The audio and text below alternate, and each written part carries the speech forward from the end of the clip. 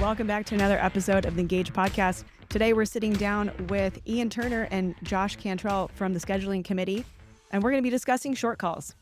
Ian, what keeps you up at night? What's on your plate in scheduling right now? Well, Ryan, I don't think we have a long enough podcast to talk about all the things that keep us up with all the scheduling issues. I would say the biggest one we're seeing right now is short calls, for sure. Pretty much everything dealing with short call right now. So there's two things going on with short calls. One, we've recently gotten word about how you can bid short calls in PBS or what's supposed to be in PBS. That'll be a different podcast for sure. What do you want to talk about as far as short call? How is that affecting pilots? What are you hearing in the scheduling committee? I think the big thing is that we're seeing a lot of pilots on reserve that don't normally sit reserve, or pilots on reserve that are getting assigned short calls that they're not used to getting assigned short calls because they weren't as rampant as they have been now that Delta has the staffing to put pilots on short call every day. I'm one of them. So everyone says if you have vacation, you should consider bidding reserve. So I did, and I didn't do the math right. So I thought I was going to have 4 days. I have 7 days. And I'll be honest with you, I haven't been on reserve since 2018, probably. A lot's changed. So help. What am I in for? What's happening out there? I would say this is the new Delta when it comes to reserve. The days bidding reserve and not flying are long gone. So mentally prepare yourself to sit short call probably every single day that you can be scheduled up to your max. Short calls a lot, either 5 or 6 most of the time, depending on how many reserve on-call days you have in the month. Okay. And if I remember correctly, I can be not contactable for the first 2 hours. I can bid maybe something that I can commute in and out for. Is that still a thing? So once you are notified of your conversion to short call, and then you notify the company of your non-contactability during your first 2 hours of your short call period, you are off the hook for being on call during that time. However, during the 2 hours, you must, you can be made to report for a rotation that reports as early as 2 hours after the beginning of your short call period. They don't have to call you or notify you. You're just required to check your schedule and then show up for the flying. But if you check your schedule and there's no flying on there, then you revert back to just the normal promptly available. The big caveat with that as well is also when you want to invoke that non-contactable provision, it has to be at the time you're assigned the short call. So if you're not in a contactable status, then once you get to it, but the big thing is you can't be assigned that short call, acknowledge that short call, and then hours later call to try to invoke non-contactable because they'll tell you can't do it then.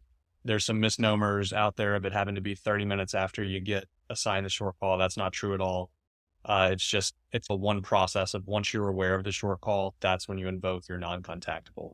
Okay. And that's when crew scheduling calls me to say, hey, Laura, you're on short call tomorrow at 8 a.m.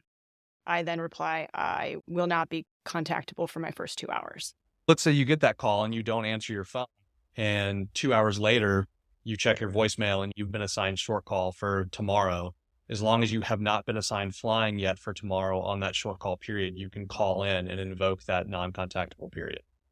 So I want to zoom out a little bit in a sense of short call, because there's a lot of us that perhaps are new to the company that have not sat reserve or sat short call with Delta. There's also some of us who are longer in the tooth that haven't bid reserve in years, like Laura's case.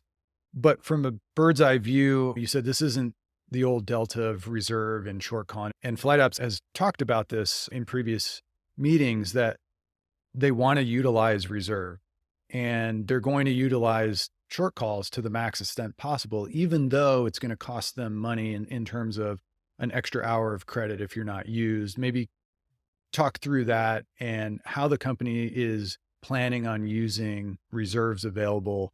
So it's a different game now, right? Yeah, I think the not so quiet initiative throughout Delta is to reduce premium. So no green slips, no silver slips, no VASs, reduce as much premium as possible to save money. 8 guys on short call that are unused is less than 1 2-day green slip in their mind. So if they have pilots available, which they do have now due to our staffing levels, they're going to place them on short call because you're a more easily used asset to them rather than a long call pilot. So if they can prevent flying in rotation with a green slip and give it to a short call pilot, 100% they're going to choose to do that every time. Yeah. And it seems like we're seeing that. So I'm on the 330 in Seattle. Some of the complaints I've heard from the wide body community are, for example, I think we had 17 FOs on short call in one day, and we don't even have 17 departures in one day. Now, the company is contractually, they could put everybody on short call if they wanted. Can you walk through why that is? Or if somebody says, well, this is abusive, or they're really abusing short call, they're really not, right? And I'm not defending them, but contractually they're allowed to, and it's going to cost them money, and you're going to make a little extra money if you're not used from short call. But walk me through that. Cause I'll point out some things that maybe are helpful to some pilots, but there is like reserve open time. Within that are the short call start periods or the short call periods that they'd like. You can now preference short call periods that you'd like through yellow slip.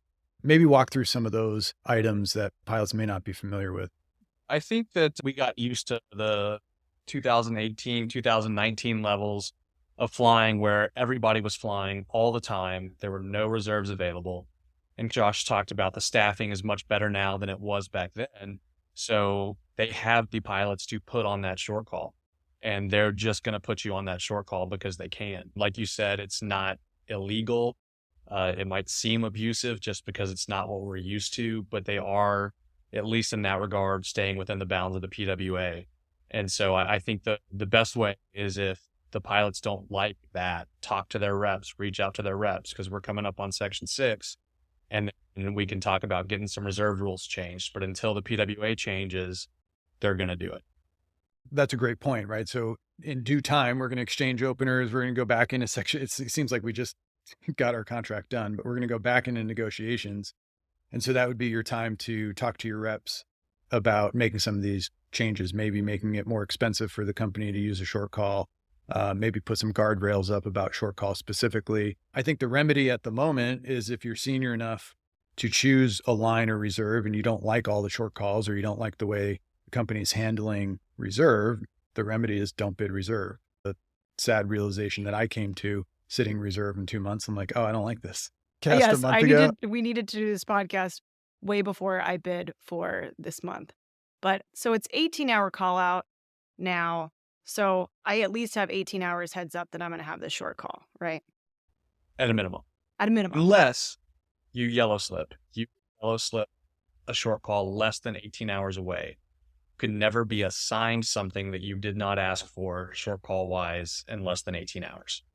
Okay. Short calls now have the short call bidding period. So essentially the day prior, the company loads in all the short calls for next day.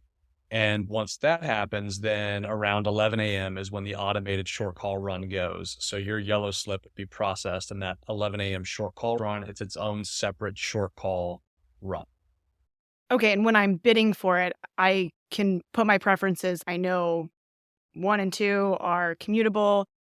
3 is maybe commutable. And then if I'm senior for that day, then I get my first choice, right? Or my second choice. Yes, assuming you meet the targeted days of availability that is posted with the short call itself in reserve open time, which basically means if they're looking for a 3-day pilot and you have 3 days of availability and you yellow slip it and you're the senior pilot, that is your short call. Can you talk to me about some cases where if I'm looking in the short call open time and I see that they have an 8 a.m. start time, a 10 a.m. start time, and a 12 noon start time, and I say, okay, I'm the senior guy, I'm probably going to get assigned short call. I'm going to yellow slip the noon start time and then work backward. Number 2 choice is 10, third choice is 8. If I'm awarded a short call that is not in my seniority or not in the order that I wanted, is there any remedy to that? Can I call scheduling and say, hey, you gave me short call for 8 a.m., but I preferenced noon and I didn't get it? So if you met all the parameters of that short call and you are the senior pilot and they give you something else, you need to call them and to call them out on it and say, hey, I bid this. Why did I not get this short call that I bid for? And they'll give you an explanation. There could be a reason that you weren't eligible for it, but let's say you were eligible for it and they don't remedy that and put you back on the short call that you bid for, and so let's say they give you your second choice, but your first choice was available still, then you do an hour of extra pay, no credit, on top of your reserve guarantee for that short call that you should not have been assigned. And on top of that, if you would get assigned any flying on that short call you should not have been on, then you're going to get paid for the value of the first day of that rotation on top of your reserve guarantee. No credit. That's a pretty big nuance, Laura. Do you get that? Yeah, that's all sinking in. And then I love to say it's the phrase that pays, but pay no credit means above the guarantee. Yes. So be on the lookout for that. If you're a senior pilot or if you're any pilot in general, but you've yellow slipped a short call period, you didn't get your first choice or what you think should be your first or second choice, take a look at it. It's irrelevant whether somebody else was assigned it or whether they were junior to you or not. If you didn't get it, make a phone call to scheduling and see if you were eligible and why you didn't get it. Because there may be some pay ramifications. Let's leave it at that. Yes. Yeah, and one thing to be aware of as well is the two different types of your yellow slip for conversion to short call. You also have a yellow slip for if needed, if you're needed for conversion to short call.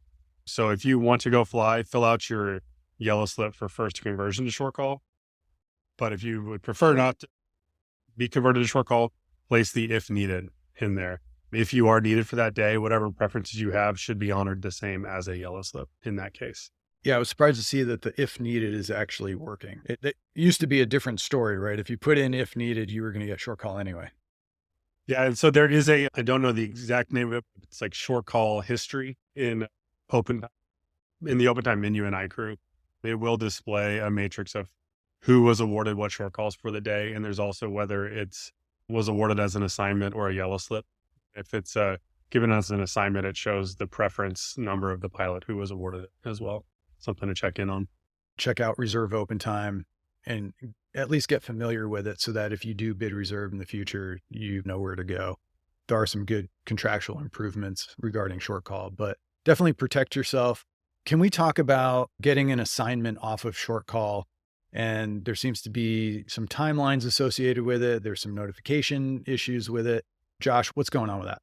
Yeah, so one thing, there seems to be a lot of recent confusion with receiving a call from CNO that leaves you a voicemail, converting you to short call. CNO's the automatic. Yes, Hello, crew notification this is Delta system. Airlines calling. We're Correct. calling for Joshua. That This is isn't correct. Joshua. Please put Joshua on the phone. Is that what we're talking about? The dreaded call from CNO, yes. Okay. Historically, you would receive, while you were in an on-call status and you were contactable, say you were on loan call, you'd receive a phone call from a crew scheduler. And they would say, you'd either answer or they'd leave you a voicemail if you didn't answer. And they would notify you of your conversion to short call at least 18 hours from now. Now crew scheduling is able to use CNO to make that phone call happen. And you're left a voicemail from CNO that we can verify. That CNO voicemail is legal notification for conversion to short call. So if you're in a contactable status and you receive that, notified of your conversion to short call at least 18 hours from now.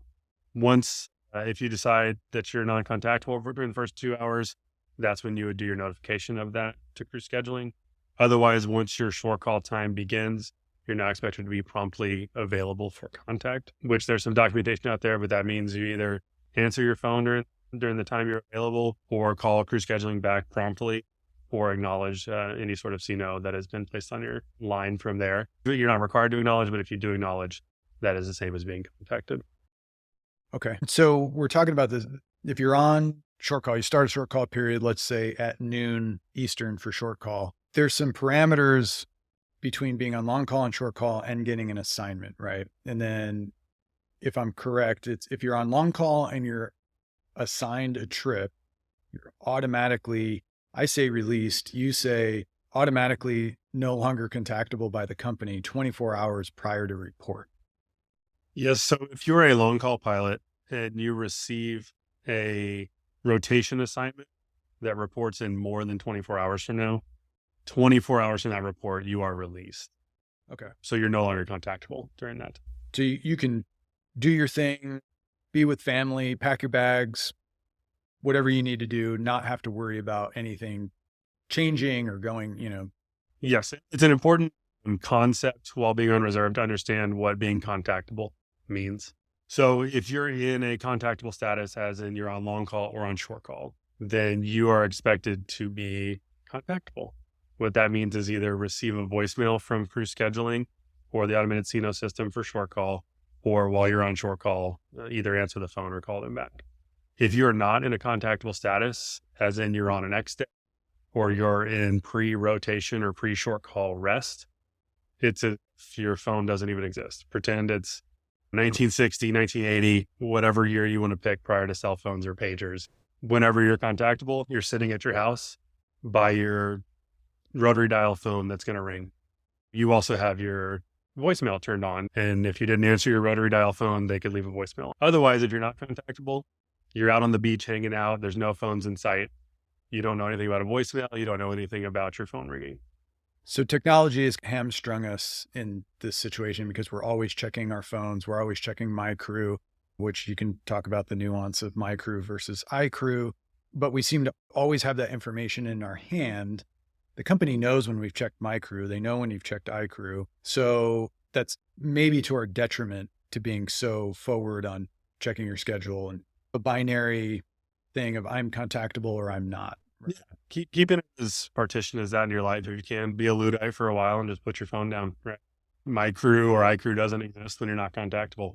Just enjoy life. And then when you are in a contactable status, be around waiting for that phone to ring. So if I have short call on my schedule and then they take it away and they give me a trip, am I still on the 18 hours or am I still considered on short call and then I am starting this assignment? So let's say your example from earlier where you're on a noon short call in LA, and that morning you wake up and you see you're planning on commuting in, but you see they placed the rotation on your schedule that reports at 6 p.m. So that's great because now I don't have to commute as soon, right? Not the case. So you are still required to be promptly available at your noon start time.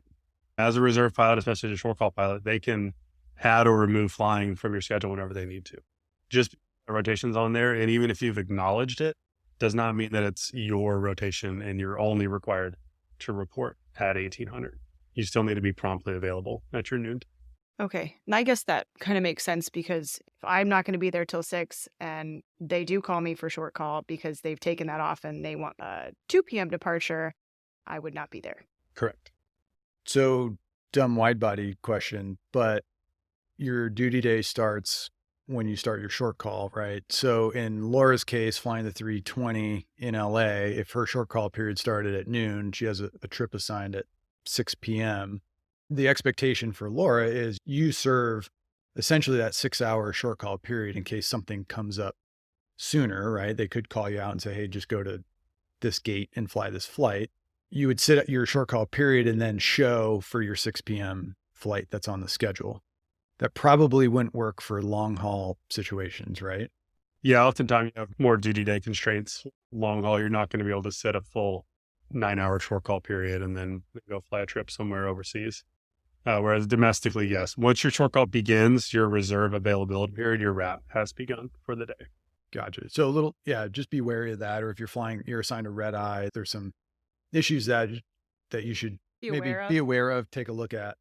And if you're ever in doubt, call 1-800-USA Alpha. During normal business hours, you can talk to the FAR 117 desk. Otherwise, the after hour support network can handle any FAR 117 questions. Okay, great point. It's a personal example. If you are assigned short call, but you haven't started your short call period, give me the skinny on not being contactable within a certain period of time before you start your short call period. And then I have an example for you that maybe we can walk through. Like Josh talked about with rotations, where you're released and non-contactable 24 hours before a rotation. The rule with short calls is 18 hours prior to that short call period, you are released. So going back to his example of talking about rotary phone days and things like that, you've been assigned that short call. It's now 18 hours prior to that short call. You have no obligation to anything. You just be in position to start that short call the next day. You don't have to worry about anything else that happens as far as that short call is what you have. Okay. So in a real life example, on the 330, assigned a short call period to start at 1800, and it's a 6-hour short call. 18 hours prior to that, so midnight the night before, I was non-contactable, didn't check my schedule, I had my rotary phone, put my iPhone away, didn't check my schedule, booked my commuter flight, showed up. But somewhere in that 18 hours, they put a rotation on my line that reported 2 hours after my short call period started. There's an issue with that, and I don't fully know why there's an issue with that. In that scenario, they will have to call you at the start of your short call period to assign you that rotation. It just being there does not mean it's yours until someone contacts you when you are in a contactable status. So they would have to call you at the start of your short call to assign you that rotation. Okay.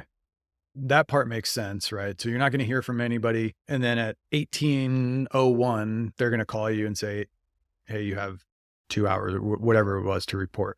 What's the issue where you can call them out and say no? So with that, let's say you have your 1800 short call, and then at some point you don't look at anything, right? Because it's been 18 hours prior to your short call.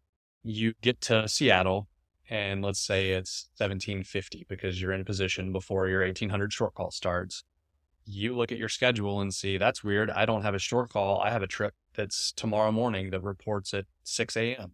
But you've never been called about that as far as you're on short call. So when your contactable period starts at 1800, call scheduling and say, I have this rotation that I was not ever called for. I'm supposed to be on a short call right now, so I'm not legal for that. And then they'll remove that rotation because you were never assigned it legally as a long call pilot. And you'll get your short call credit. You should. Okay. With a little bit of help from the scheduling committee, probably. Okay. That's like a little antenna should go up when you were assigned short call, you went into your non-contactable status, and then at some point, Short call disappeared. Short call disappeared. Does it matter whether you were assigned or not? I mean, short call just disappeared. You're expecting to be available for work at 1800. And when you show up at 1800 for work, you don't see anything on your schedule. So you call them, you go, what's going on? Okay. And it seems that this is happening a lot. So maybe that's worth an extra foot stomp. Yeah. Your little antenna should go up if you're supposed to be in rest and you get a CNO for a rotation. Again, call to scheduling, probably an STS. And then great point, 1-800-USA-ALPA for the FAR 117 desk, because that is a scenario you do not want to play around with because that's your license on the line. And scheduling gets to wash their hands of that. So that's on you to deal with. And you can talk to the duty pilot as well. Yeah. And then going back to the 1960s rotary dial phone, there were no acknowledge buttons on rotary dial phones, right? The Delta pilot is never required to acknowledge a CNO message ever. Okay. All right. What I have learned is while I'm in rest prior to a short call, they cannot just willy-nilly move some stuff around. Correct. Big takeaways. 24 hours prior to a rotation, throw your phone in the ocean. 18 hours prior to a short call, throw your phone in the ocean. That short call is removed more than 18 hours before it starts and they call you for it. That is a completely legal removal of that short call and you're back on long call or whatever assignment it might be. It's just you are not released until 24 hours prior to a rotation or 18 hours prior to a short call start. Sounds good. And I have a question. I'm not a huge fan of iCrew. It's a little cumbersome. So I rely on MyCrew most of the time. Is it okay if I check my schedule that way, or do I need to go into iCrew and fight the robot and do all the buttons? As a reserve pilot, you are contractually required to fight the robot. The only two ways to check your schedule within 30 minutes of block-in that you're required to do as a reserve pilot is via iCrew, which is the DBMS MS-DOS system, or calling the VRU, which is 1-800-DAL-CREW, and checking your schedule that way. MyCrew is not an official way to check a schedule. Well, when you give me the options between iCrew and calling the VRU, I think iCrew actually sounds a lot better. I agree. And the reason we bring it up is I think there's been a lot of chief pilots that are going after pilots for using MyCrew and not officially checking their schedule in iCrew. And our answer is, hey, this is a company scheduling product. You've put it out. It's actually works quite well. I should be able to use it.